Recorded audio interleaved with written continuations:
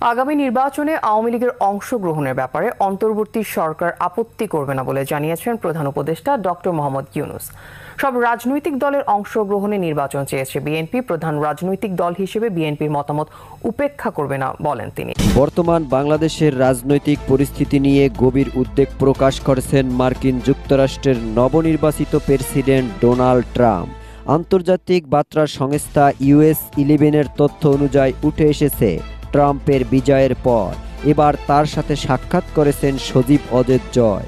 নিজে বাংলাদেশের রাজনৈতিক বিষয়ক বার্তা উপস্থাপনের সময় ডোনাল্ড ট্রাম্প জানিয়েছেন, নির্বাচনকালে কোনো দলকে নিষিদ্ধ করা নয়, বরং সুশৃঙ্খল পরিবেশের মধ্য দিয়ে যাতে নির্বাচনে সবাই অংশগ্রহণ করতে পারে সেই দিকে নজর রাখতে হবে।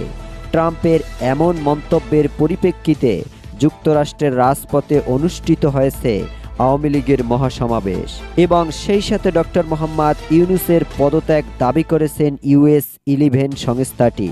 এছাড়াও সজীব ওয়াজেদ জয় টাইমস অফ ইন্ডিয়াকে জানিয়েছেন, সুষ্ঠু নির্বাচন ও আওয়ামী লীগ নেতাকর্মীদের সাহায্য করতে প্রস্তুত তিনি।